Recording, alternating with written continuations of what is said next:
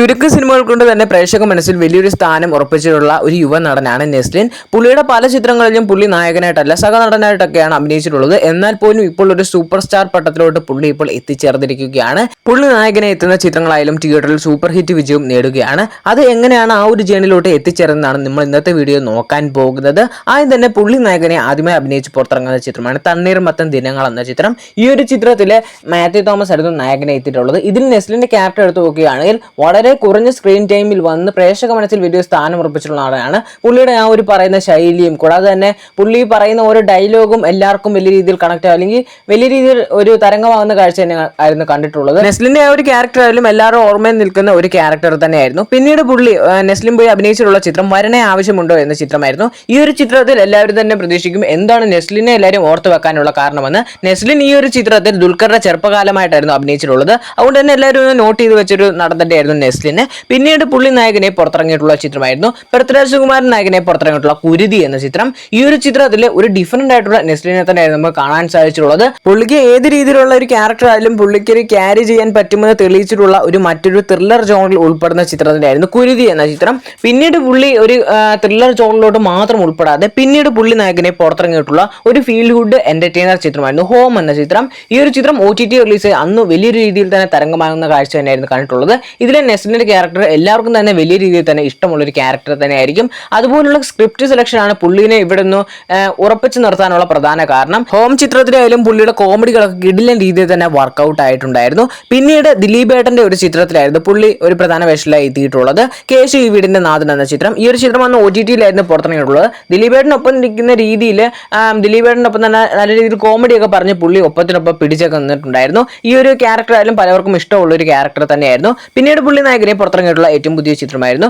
Super Saranya എന്ന ചിത്രം. ഈ ഒരു ചിത്രത്തിൽ ഒരു ചെറിയ വേഷത്തിലായി പുള്ളി എത്തുന്നെങ്കിലും ആ എത്തുന്ന വേഷം എല്ലാവർക്കും തന്നെ ഇഷ്ടപ്പെടുന്നു എന്ന് പറഞ്ഞാൽ എല്ലാവർക്കും മനസ്സിൽ തങ്ങി നിൽക്കുന്ന ഒരു ക്യാരക്ടർ ആയിരുന്നു നെസ്ലിൻ ആ സമയത്ത് തന്നെയായാലും ചൂസ് ചെയ്തെടുത്തുകൊണ്ടിരുന്നത്. അത് പുള്ളിക്ക് നല്ലൊരു ഗ്രോത്തിന് മറ്റൊരു സഹായമായ മറ്റൊരു ഘടകം തന്നെയായിരുന്നു. പിന്നീട് പുള്ളി നായകനെ പുറത്തിറങ്ങിയിട്ടുള്ള ഏറ്റവും പുതിയ ചിത്രമായിരുന്നു ജോജോ എന്ന ചിത്രം. ഈ ഒരു ചിത്രങ്ങളൊക്കെ എടുത്ത് നോക്കുകയാണെങ്കിൽ പുള്ളി ആക്ടറായിട്ട് എവിടെ എത്തിയിട്ടില്ല, ചെറിയ ചെറിയ റോൾസ് ആണ്. പക്ഷെ ആ ഒരു ചെറിയ ചെറിയ റോൾസ് ഒക്കെ എല്ലാവർക്കും തന്നെ മെമ്മറബിൾ ആയിട്ടുള്ള റോൾസ് തന്നെയാണ്. മാത്യു തോമസ് ഒക്കെ ഈ ഒരു ചിത്രത്തിൽ പ്രധാന വേഷത്തിൽ എത്തിയെങ്കിലും മിക്ക സ്ഥലങ്ങളിൽ സ്കോർ ചെയ്തിട്ടുള്ള നെസ്ലിൻ തന്നെയായിരുന്നു. നെസ്ലിന്റെ ആ ഒരു ഇന്നസെന്റ് ആയിട്ടുള്ള ഒരു ആക്ടിങ് തന്നെയായിരിക്കും പുള്ളിക്ക് നല്ല രീതിയിലുള്ള ഗ്രോത്തിനും വലിയ രീതിയിലുള്ള ഒരു സപ്പോർട്ടീവ് ആയി തന്നെ വന്നിട്ടുള്ളത്. പിന്നീട് മാത്യു തോമസും നെസ്ലിനും ഒക്കെ പ്രധാന വേഷത്തിൽ എത്തിയിട്ടുള്ള ഏറ്റവും പുതിയ ചിത്രമായിരുന്നു നെയ്മർ എന്ന ചിത്രം. ഈ ഒരു ചിത്രം തിയേറ്ററിൽ ആവറേജ് വിജയമൊക്കെ നേരിട്ടുള്ളായിരുന്നു. ജോജോ ഒക്കെ പ്രതീക്ഷിച്ചു പോയെങ്കിലും ജോജോ അത്ര എത്തിയില്ലെങ്കിലും ഈ ഒരു ചിത്രം അത്യാവശ്യം നല്ലൊരു തിയേറ്ററിൽ വിജയം നേരിട്ടുള്ള ചിത്രമായിരുന്നു. പിന്നീട് നെസ്ലിൻ നായകനെ തിയേറ്ററിലേക്ക് റിലീസിനെത്തിയുള്ള ചിത്രമായിരുന്നു 18+ എന്ന ചിത്രം. ഈ ഒരു ചിത്രത്തിൽ മാത്യു തോമസ് ഒക്കെ പ്രധാന വേഷത്തിൽ എത്തിയെങ്കിലും ഈ ഒരു ചിത്രം ഒരു അത്യാവശ്യം ഒരു വിജയമൊക്കെ നേടിയിട്ടുണ്ടായിരുന്നു. ഈ ഒരു ക്യാരക്ടറൊക്കെ ആയാലും അത്യാവശ്യം നന്നായിട്ട് തന്നെയൊക്കെ വന്നിട്ടുണ്ടായിരുന്നു. പിന്നെ വാലാട്ടി എന്ന ചിത്രത്തിൽ സൗണ്ട് മോഡുലേഷൻ ഒക്കെ കൊടുത്തിട്ടുണ്ടായിരുന്നു. പിന്നീട് നെസ്ലിൻ എന്ന ആക്ടറിന്റെ കരിയർ തന്നെ വലിയ രീതിയിൽ തന്നെ ഒന്ന് ലിഫ്റ്റ് ചെയ്തിട്ടുള്ള ഒരൊറ്റ ചിത്രമായിരുന്നു പ്രേമലു എന്ന ചിത്രം. ഈ ഒരു ചിത്രം അന്ന് വലിയൊരു ഹൈപ്പ് ഒന്നും കൂടാതെ അന്ന് ചിലപ്പോൾ തിയേറ്ററിൽ പരാജയപ്പെടുമെന്ന് പലവരും പ്രതീക്ഷിച്ച് അന്ന് തിയേറ്ററിലേക്ക് റിലീസിനെത്തിയുള്ള ചിത്രമായിരുന്നു. അന്ന് ഈ ഒരു ചിത്രത്തിനൊപ്പം തന്നെ മമ്മൂക്കയുടെ ബ്രഹ്മയുഗം ഒക്കെ പുറത്തിറങ്ങിയിട്ടുണ്ടായിരുന്നു. ടോവിയുടെ അനുഷിപ്പും കണ്ടെത്തും പുറത്തിറങ്ങിയിട്ടുണ്ടായിരുന്നു. എന്നിട്ടും ഈ ഒരു ചിത്രം അന്ന് തിയേറ്ററിൽ 135 കോടി രൂപ ക്രോസ് ചെയ്തിട്ടുണ്ടായിരുന്നു. അന്ന് നെസ്ലിൻ നായകനായി വരുന്ന പടമാണ്, ഒരു ഫാമിലി ഫീൽ ഗുഡ് എന്റർടൈനർ ചിത്രമാണ്. എന്നിട്ടാണ് ആ ഒരു ചിത്രം ആ ടൈമിൽ ഇത്രയും വലിയൊരു കളക്ഷൻ സ്വന്തമാക്കിയിട്ടുള്ളത്. തെലുങ്കിലൊക്കെ ഈ ഒരു ചിത്രം വൻ തരംഗം തന്നെയായിരുന്നു. ഒന്നോർക്കണം, അന്ന് നെസ്ലിന് ഒരു രീതിയിലുള്ള ഫാൻസ് ബേസും കൂടാതെ ഫാൻസ് പവറും ഒന്നുമില്ലാത്ത സിറ്റുവേഷനിലാണ് അന്ന് ആ ഒരു ചിത്രം 135 കോടി രൂപയോളം ക്രോസ് ചെയ്ത് അന്ന് വലിയൊരു ബ്ലോക്ക് ബസ്റ്റർ വിജയം തന്നെ സ്വന്തമാക്കിയിട്ടുള്ളത്.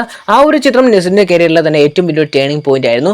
അന്ന് ഏറ്റവും ഒരു യങ് ആയിട്ടുള്ള ഒരു ഏജിൽ തന്നെ 100 കോടി അടിക്കുന്ന ആദ്യത്തെ ആക്ടറും കൂടാതെ തന്നെ വലിയ വലിയ സൂപ്പർ സ്റ്റാർസ് ഒക്കെ 100 കോടി അടിക്കാൻ അന്ന് കാത്തു വയ്ക്കുന്ന ടൈമിൽ തന്നെ ഇത്ര ചെറിയ പ്രായത്തിൽ തന്നെ 100 കോടി അടിച്ചൊരു നടനെന്ന റെക്കോർഡൊക്കെ അന്ന് തന്നെ നെസ്ലിൻ സ്വന്തമാക്കിയിട്ടുണ്ടായിരുന്നു. പിന്നീട് ഈ പ്രേമലു ചിത്രത്തിന്റെ ഒക്കെ സംവിധാനമായിട്ടുള്ള ഗിരീഷ് ഷെഡിയുമായിട്ട് പുള്ളിയുടെ മറ്റൊരു ചിത്രം തിയേറ്ററിലേക്ക് റിലീസിലെത്തിയത് ഐ ആം കാതൽ എന്ന ചിത്രമായിരുന്നു. ചിത്രത്തിന് വളരെ മികച്ച റെസ്പോൺസ് ഒക്കെ അന്ന് തിയേറ്ററിൽ നേടിയെടുക്കാൻ സാധിച്ചിട്ടുണ്ടായിരുന്നു. പക്ഷെ വലിയൊരു വിജയം നേടിയെടുക്കാൻ സാധിച്ചില്ല. കാരണം അതുവരെ കണ്ടിട്ടില്ലാത്ത ഒരു ജോണർ ഷിഫ്റ്റ് ചെയ്തുകൊണ്ടായിരിക്കാം അന്ന് ആ ഒരു ചിത്രം തിയേറ്ററിൽ വർക്കാകാതെ പോയതും. അത്യാവശ്യം നല്ലൊരു ചിത്രം തന്നെയായിരുന്നു കണ്ടിരിക്കാൻ പറ്റിയ.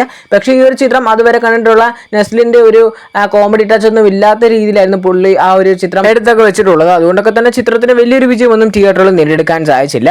പിന്നീട് നെസ്ലിൻ നായകനെ തിയേറ്ററിലേക്ക് റിലീസിനെത്തിയുള്ള ഏറ്റവും പുതിയ ചിത്രമായിരുന്നു വിഷു റിലീസായി ഈയിടെ റിലീസിനെത്തിയിട്ടുള്ള ആലപ്പുഴ ജിങ്കാന എന്ന ചിത്രം. ആ ഒരു ചിത്രത്തിന് ഒരു ഹൈപ്പ് എന്ന് പറഞ്ഞാൽ തല്ലുമാലയ്ക്ക് ശേഷം ഖാലിദ് റഹ്മാൻ സംവിധാനം ചെയ്ത് ഒരുക്കുന്ന ചിത്രം നെസ്ലിന്റെ ഒരു ജോണർ ഷിഫ്റ്റ് ചെയ്തിട്ടുണ്ട് എന്ന് പറഞ്ഞാൽ കോമഡി റൊമാൻറ്റിക് മൊമെന്റ് ഒക്കെ ഉണ്ടെങ്കിൽ പോലും ഒരു ഫൈറ്റ് ചിത്രം എന്ന ജോണർ ഷിഫ്റ്റ് ഷിഫ്റ്റ് ഒക്കെ പുള്ളി ചെയ്തിട്ടുണ്ടായിരുന്നു. അതുകൊണ്ടൊക്കെ തന്നെ എല്ലാവർക്കും വലിയൊരു പ്രതീക്ഷ തന്നെ ആ ഒരു ചിത്രത്തിലുണ്ട്. കാലിദ്രകുമാർ എന്ന ഡയറക്ടറിലുള്ള വിശ്വാസവും നെസ്ലിൻ എന്ന ആക്ടറിലുള്ള വിശ്വാസത്തോടെ പ്രേക്ഷകർ തിയേറ്ററിലേക്ക് എത്തി. അന്ന് ആ ഒരു ചിത്രം തിയേറ്ററിലേക്ക് റിലീസിനെത്തി. ഏകദേശം വേൾഡ് വൈഡ് കളക്ഷൻ 50 കോടി രൂപയൊക്കെ മുകളിൽ ഗ്രോസ് കളക്ഷൻ നേടി ബ്ലോക്ക് ബസ്റ്റർ വിജയമൊക്കെ നേടിയിട്ടുണ്ടായിരുന്നു. പിന്നീട് ഇപ്പോൾ എത്തി നിൽക്കുകയാണ് നെസ്ലിന് നല്ല രീതിയിലുള്ള ഗ്രോത്ത് ആണ് ഇനി കാണാൻ പോകുന്നത്. പുള്ളിയുടെ ഈ ഒരു ചിത്രങ്ങളൊക്കെ വിജയിക്കാൻ തന്നെ പുള്ളിയുടെ ഈ ഒരു ഗ്രോത്തിന് കാരണം ഒറ്റ കാരണമാണ് പുള്ളിയുടെ സ്ക്രിപ്റ്റ് സെലക്ഷൻ. പല സ്ക്രിപ്റ്റ് ഈ സ്ക്രിപ്റ്റ് ഒക്കെ എടുത്ത് നോക്കുകയാണെങ്കിലും ആ ഒരു ചിത്രം പ്രേക്ഷകർക്ക് വലിയ രീതിയിൽ ഇഷ്ടപ്പെട്ട ചിത്രങ്ങളാണ്. ആ ഒരു ചിത്രങ്ങളെയൊക്കെ ഈ ഒരു നെസ്ലിന്റെ ക്യാരക്ടർ എടുത്ത് നോക്കുകയാണെങ്കിൽ എല്ലാവർക്കും മെമ്മറബിൾ ആയിട്ടുള്ള ഒരു ക്യാരക്ടർ തന്നെയാണ്. കൂടാതെ തന്നെ പുള്ളിയുടെ ആ ഒരു ഡയലോഗ് ഡെലിവറി, കൂടാതെ തന്നെ നാച്ചുറൽ ആയിട്ടുള്ള ആക്ടിങ്, കൂടാതെ തന്നെ കോമഡി, ഇങ്ങനെ നമ്മൾ കോമഡി പറയുകയാണ് എന്ന രീതിയിൽ തോന്നില്ല. നാച്ചുറൽ ആയിട്ട് തന്നെ പുള്ളി ആക്ട് ചെയ്യുമ്പോൾ അതിലൊരു കോമഡിയൊക്കെ കലർത്തിയാണ് പുള്ളി പറയുന്നത്. ആ ഒരു ആക്ടിങ് മെത്തേഡ് എല്ലാവർക്കും തന്നെ വലിയ രീതിയിൽ ഇഷ്ടമാണ്. കൂടാതെ തന്നെ നെസ്ലിന് ഫാൻസ് ആയാലും നല്ല രീതിയിൽ തന്നെ ഉയർന്നു വരുന്ന ഒരു സാഹചര്യമാണ് ഇപ്പോൾ തന്നെ എടുത്ത് നോക്കുകയാണെങ്കിൽ.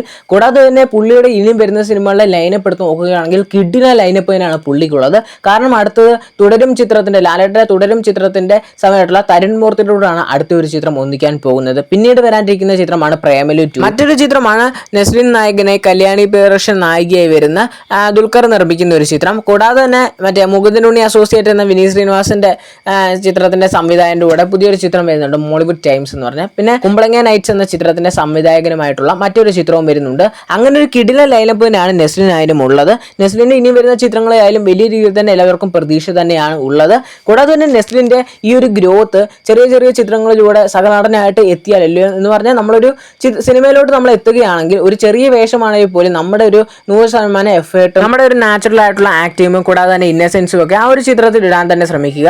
നെസ്ലിന് ഈ ഒരു പെട്ടെന്നൊരു ഗ്രോത്തിലോട്ട് എത്താൻ മറ്റൊരു കാരണം എന്ന് പറഞ്ഞാൽ നെസ്ലിന്റെ ഒരു ബോഡി ലാംഗ്വേജ് ആയാലും പുള്ളിയുടെ ഡയലോഗ് ഡെലിവറി അല്ലെങ്കിൽ പുള്ളിയുടെ ഒരു ആക്ടിങ് സ്കില്ല് എടുത്ത് നോക്കുകയാണെങ്കിൽ ഇതുവരെ കണ്ടിട്ടില്ലാത്ത ഒരു ആക്ടേഴ്സിൽ നിന്ന് കുറച്ച് വ്യത്യസ്തമായിട്ടായിരുന്നു പുള്ളിയുടെ ഒരു മാനറിസംസ് ഒക്കെ വന്നിട്ടുള്ളത്. അതൊക്കെ തന്നെയാണ് മറ്റ് ആക്ടേഴ്സിൽ നിന്ന് പുള്ളിനെ വ്യത്യസ്തനാക്കാനും ആൾക്കാർക്ക് നല്ല രീതിയിൽ തന്നെ പുള്ളിനെ ഇഷ്ടപ്പെടാനുമുള്ള മറ്റൊരു കാരണം. അങ്ങനെ നമ്മൾ മറ്റുള്ളവരിൽ നിന്ന് വേറിട്ട് നിൽക്കുമ്പോഴാണ് പല ആക്ടേഴ്സിനും നല്ലൊരു സ്കോപ്പ് വരുന്നത്. നമ്മൾ നമ്മുടേതായ എഫേർട്ട് ഇട്ട് നിൽക്കുകയും കൂടാതെ തന്നെ പുള്ളിയുടെ ഒരു നെസ്ലിന്റെ കാര്യം പറയുകയാണെങ്കിൽ പുള്ളി ഇപ്പോൾ പല ചിത്രം കുരുതിയിലൂടെ ആയാലും അയാം കാതലിലൂടെ ഒക്കെ ആയാലും കോമഡി ചിത്രങ്ങൾ മാത്രമല്ല, പുള്ളിക്ക് വേറെ അല്ലെങ്കിൽ സേഫ് സോണിൽ നിന്ന് മാറി ചിന്തിച്ചിട്ടുള്ള 2 ചിത്രങ്ങളായിരുന്നു ഈ 2 കൂടാതെ തന്നെ ജിങ്കാനെയും ആ ഒരു ലിസ്റ്റിൽ ഉൾപ്പെടുത്താം. ഒരു ഇടിയിലൊക്കെ ബേസ് ചെയ്ത് പുള്ളി സേഫ് സോൺ വിട്ട ചിത്രങ്ങളൊക്കെയാണ്. അങ്ങനെ ഇപ്പോൾ എത്തിയിരിക്കുന്ന ജിങ്കാനെ ആയാലും പുള്ളി ജോണർ ഷിഫ്റ്റ് ചെയ്തു, പക്ഷെ അത് പ്രോമിസിംഗ് ആയിട്ടുള്ള ഡയറക്ടറിനൊപ്പം ആയിരുന്നു ആ ഒരു ജോണർ ഷിഫ്റ്റ് ചെയ്തിട്ടുള്ളൂ. അതിന്റെ റിസൾട്ടാണ് ആ ഒരു ചിത്രം ഹിറ്റ് ആയിട്ട് ഇപ്പോൾ വന്നിട്ടുള്ളത്.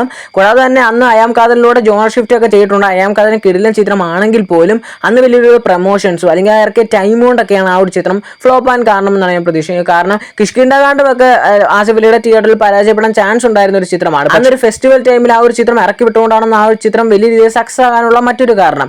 അതുകൊണ്ടൊക്കെ തന്നെയാണ് നെസ്ലിന്റെ കുറച്ച് ലക്കും കൂടാതെ തന്നെ പുള്ളിയുടെ ഒരു 100% എഫേർട്ടിന്റെ ഒക്കെ ഒരു റിസൾട്ടാണ് പുള്ളിയുടെ ഈ ഒരു ഗ്രോത്തിന് തന്നെയായിട്ടുള്ള കാരണം. പുള്ളിയുടെ ഇനിയും വരാനിരിക്കുന്ന സിനിമകളൊക്കെ ആയാലും വലിയ രീതിയിലുള്ള തിയേറ്ററിൽ വിജയം തന്നെ നേടട്ടെ എന്ന് തന്നെയാണ് പ്രതീക്ഷിക്കുന്നത്.